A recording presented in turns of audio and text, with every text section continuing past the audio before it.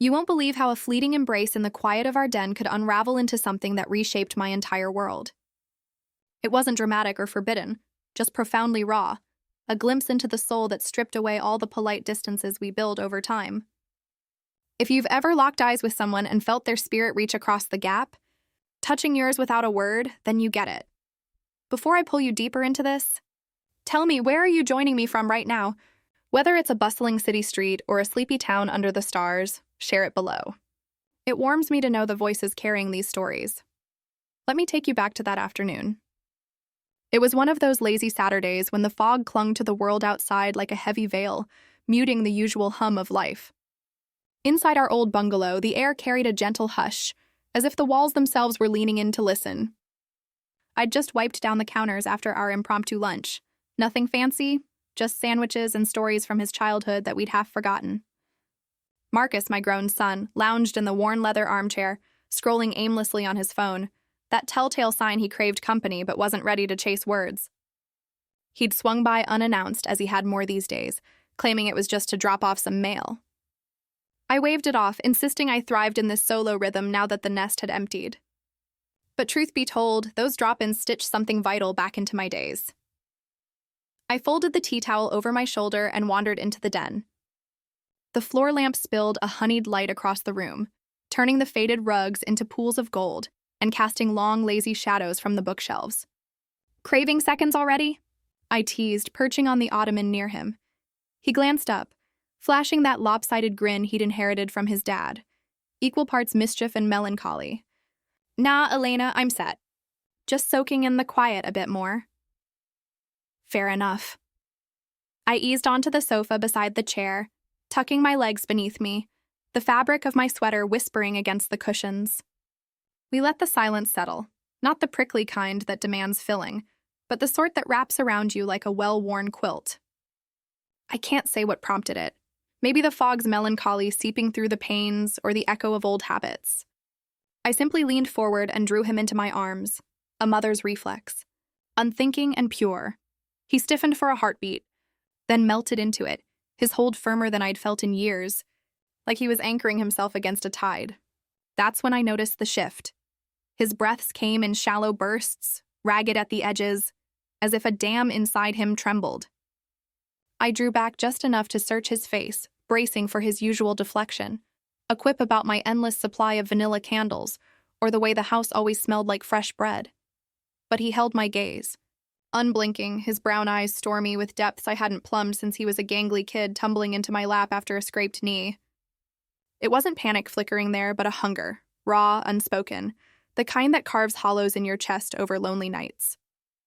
"Everything all right?" I murmured, my thumb brushing his sleeve. He didn't rush a reply. His throat worked, a muscle ticking in his jaw as if words warred with silence. Finally, a curt nod, but his stare didn't waver. The air between us thickened, charged not with tension, but with truth. No roles scripted this. No matriarch mending wounds, no adult son stealing his facade. Just us, stripped to the bone, one soul whispering for witness, the other answering without fanfare. I held steady, letting the pause bloom like smoke from a dying fire. "I ache for that nearness sometimes," he confessed at last, his voice a threadbare hush. The kind that doesn't demand anything back. My ribs constricted, not in sorrow, but in the sharp pang of kinship. Oh, I knew that void intimately, the one that bloomed after his father slipped away 5 years back, turning my reflection into a stranger's, laughter into echoes. I'd wandered those shadowed halls alone, convincing myself it was freedom. But it was just an expanse too vast for one heartbeat. I lifted a hand, fingertips grazing the curl at his temple, a gesture dormant for decades. "You're never adrift, Marcus." "Not truly," he swallowed thickly, eyes still locked on mine, refusing the easy escape of a glance away. That was the pivot, not the embrace, not the admission, but that unflinching communion, as if he pleaded, "Do you behold me?" Not merely as the boy I raised, but as the fractured man piecing himself anew. And yes, I beheld him, every weathered line, every unspoken scar. The sofa sighed under our subtle shift, drawing us nearer in the lamplight, suspended in a hush we dared not shatter. No rush, no retreat, just being, woven into the now. He tilted his head to my shoulder, a child's echo in a man's frame, and I cradled him as before. Yet this time our yearnings aligned, peers in fragility, companions in the wordless. Beyond the fog-shrouded windows, a drizzle stirred, pattering like distant applause.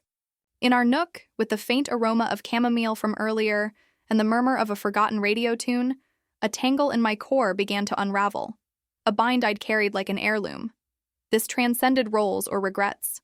It was the miracle of visibility, of souls mirroring back what the world overlooks. For the first stretch in ages, understanding bloomed between us, fragile and fierce. The drizzle swelled to a rhythmic pour, drumming the eaves like a secret code. The radio's glow danced shadows across the paneled walls, but our focus had long drifted from its static hum. Marcus's temple stayed nestled against me, his form slackening. Though his fingers toyed idly with a loose thread on his shirt, a subtle morse for thoughts churning below, I remained rooted, schooled by years of motherhood and the art of patient witness. Words can bridge, but stillness often forges deeper.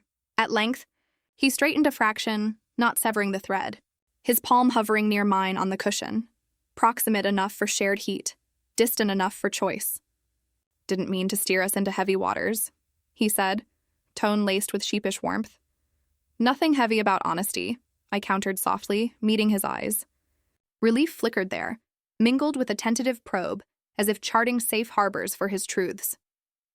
He'd always navigated so, deliberate, guarded, loath to weigh others with his tempests. "I keep this locked up tight, Elena. Even from Lena, back when things weren't frayed." He paused, exhaling. "Especially then." The confession hung, a key turning in rusted locks.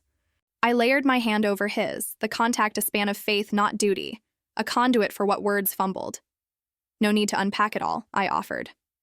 But he inclined his head, resolute. "I crave the release. It's overdue." His timbre fractured, lashes damp as he fixed on our entwined fingers. Post-split, I chased liberation, figured the void would fill with air. Instead, it echoed.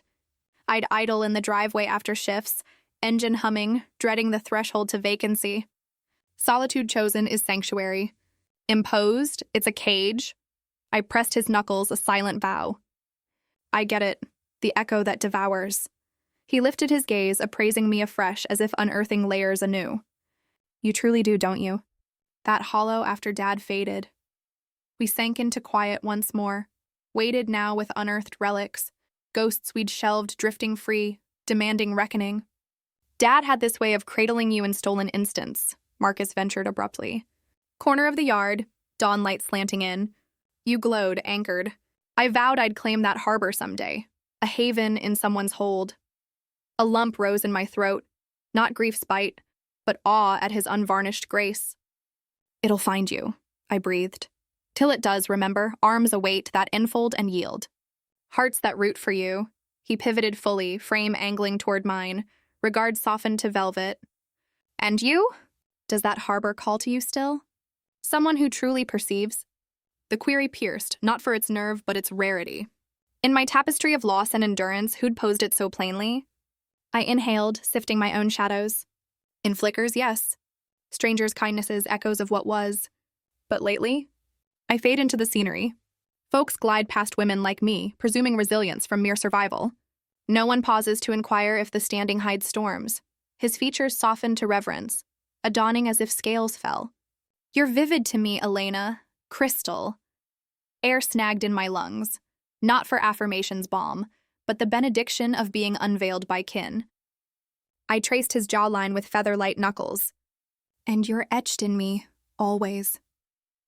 We lingered in the den's amber haze, palms linked, defenses dissolved like mist at dawn.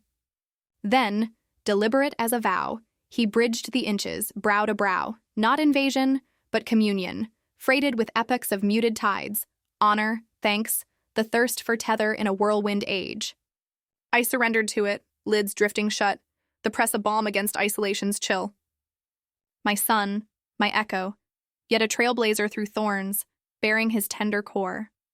We lingered thus, rhythms sinking, histories folding into now, futures hinted in the hush. At last I eased back, voice a murmur. "Fancy some cocoa?" "The good kind with those cinnamon sticks." His laugh bubbled low, authentic, chasing shadows. Twist my arm. Sounds like heaven. Rising for the kitchen, I carried no weariness, no isolation's weight. Vitality thrummed, beheld, essential, intertwined. No lines blurred, merely fortified. The stove's coil glowed as water simmered, vapor twisting skyward like liberated sighs. I steeped mugs with dark chocolate and spice, balancing them on a scarred wooden board, motions rote yet mind adrift in revelation's wake. Re-entering the den, Marcus hadn't budged, hunched forward, fingers steepled, braced like one awaiting verdict. His face eased at my approach, tension yielding to ease. "Extra marshmallows as always?" I queried, settling close. Wouldn't have it otherwise. He accepted the warmth, our knees brushing in casual accord. We savored in tandem, the rich steam curling between us, drizzle now a whisper on the shingles, the bungalow pulsing like a shared vein. Marcus shattered the reverie first. "Ever ponder alternate paths? Roads not taken?" I tilted toward him. "Which forks?" A shrug, gaze wandering. If Dad had lingered, if Lena and I mended seams, if we'd carved out space for talks like this sooner. I pondered, steam veiling my view. I chased those ghosts once, relentless. Then release came. Life's not the cards dealt, but the hand we play with remnants. He sipped meditatively, eyes remote. Never grasped how barren I felt without this. Just existing here, unmasked. My palm found his wrist, a tether across divides. "It was yours eternally," I said, voice a caress. "Even in forgetting's fog." His scrutiny sharpened, probing. "And you? A space to unmask since Dad? Someone to lean into without armor?" The probe bloomed from ether and essence alike. I faltered, then yielded. Sporadic sparks, friends' laughter, a neighbor's check-in. But enduring? Rare. Society crowns mothers unbreakable. We forfeit the grace of unraveling. Furrows etched his brow, contemplation deepening. "You merit that grace, Elena. More than eternal fortitude." Touched beyond measure, I curved a smile. "Your words mend more than you fathom." Unbidden, his fingers swept a silver strand from my cheek, mirroring comforts I'd bestowed in his youth. The act hummed with sanctity. Gazes entwined, the instant swelled, saturated. "I perceive you," he affirmed, deliberate, hushed. "Holy, beyond titles." The cadence, measured and mended, stole my breath. No vulnerability stung. It healed, intimacy's quiet fire. I set my mug aside, angling to him. "That's the enigma, Marcus. Being truly beheld, it defies capture." He inclined, affirming. "I'm only grazing its edges myself." His tone dipped to vulnerability's brink, urging me to shield him as in boyhood. Yet at 35, he bore legacies unshared, posture a map of withheld weights. I sensed the residue clinging. "What's lingering?" A beat then, closeness eludes me now. Like a language lost, and that terrifies. My palm cupped his jaw, tender. He yielded, lashes fanning shut, a sigh escaping. It never vanished, I assured. Merely slumbered. And here I am, your anchor in the recall. His free hand cradled mine, thumb etching slow arcs across my skin. Solace incarnate, measured, alive. The den suspended, time's weave paused. We transcended convention then. Kindred spirits, long prioritizing facades, now claiming room to ache, articulate, exist. "You've always been my shelter," he murmured, lids lifting. "But this? It's revelation. Utterly known." The resonance burrowed deep. I mirrored his earlier bridge, brows meeting, hands clasped, pulses harmonizing. In that void, epiphany dawned.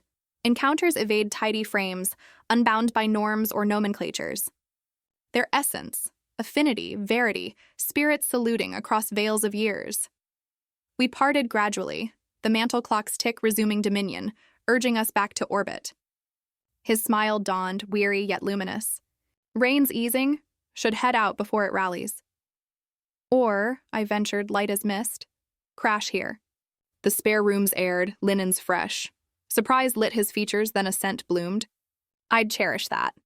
Clearing mugs, he unfolded to his feet, and a glow kindled within, not mere ease, but promise's spark. Tiny pivots, a dialogue, a gaze, a fused breath can rewrite horizons. The bungalow hushed, not in desolation's grip, but embrace's cradle. That exhale post-unburdening. When your essence yawns wide yet finds solace. I patted down the corridor, Marcus trailing. His footsteps a muffled cadence on the oak. evoking nights he'd shadowed me from nightmares, stealthy as a shadow. Though I'd always sensed. The spare room slumbered seldom stirred, save for kin's rare sojourns or a chum's overnight. I nudged the door, igniting the bedside's glow. Buttery light bathed the quilted bed, quilted throws, a forgotten novel splayed on the sill. I lingered in the frame. Extra quilt in the armoire if the chill bites, he nodded, surveying as if rediscovering. Appreciate it, Elena. Exhaustion etched him, not flesh's drag, but spirits, after hauling unseen loads to harbor at last. I hovered, torn. Yearning retreat, yet reluctant severance. You, he faltered, raking his nape, that boyish tick resurfacing. Mind keeping vigil a spell? Till sleep claims me? The plea alighted gentle, profound. I assented. Gladly. He claimed the mattress, propping against down, while I drew the rocker nearer, its creak a familiar hymn. I observed his settling, lungs steadying, frame unknitting. Speech evaded us initially. I simply presided in the glow's embrace. Eras blurred, not obliterating scars, but linking threads. The selves we'd been congregating, spectral, yet vital. I dreaded wearing you thin, he confessed abruptly. My gaze snapped to his. How so? Ceiling word, his whisper. Teen storm, fury unchecked, tempests indoors. Recall that night I roared, you framed in the hall, silent sentinel? I braced for fracture. I do, I breathed. Every echo. Feared I'd severed us, that abandonment loomed. It shadowed me, into Lena's orbit, friendships. Eternal wait for exodus. I bridged the gap, palm grazing the coverlet by his. Never a chance.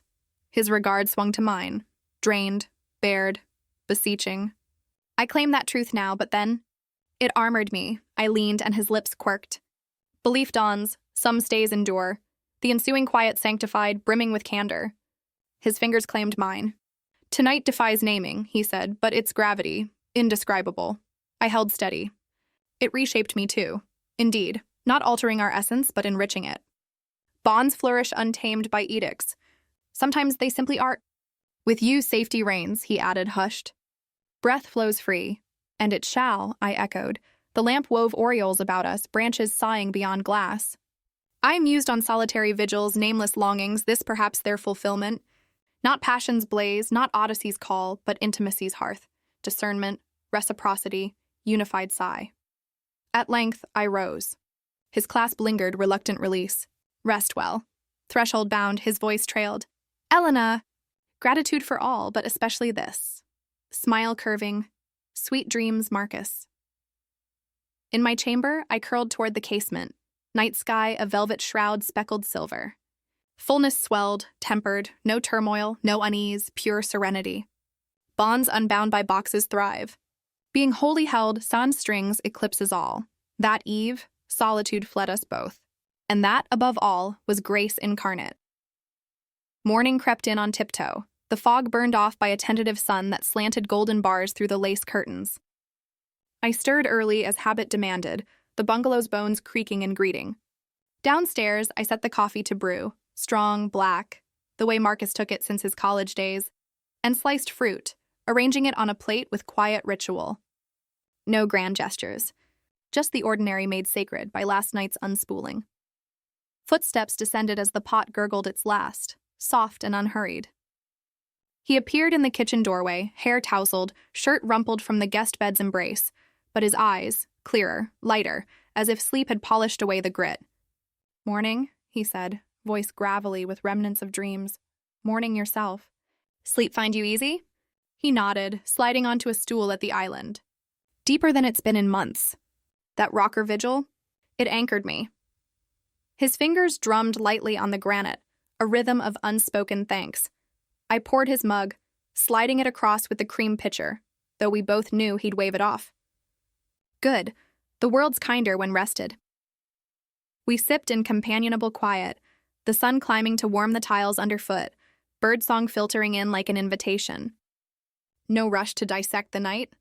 Some truths settle best in dawn's unhurried light. As he forked a strawberry, he glanced up, tentative. Last night?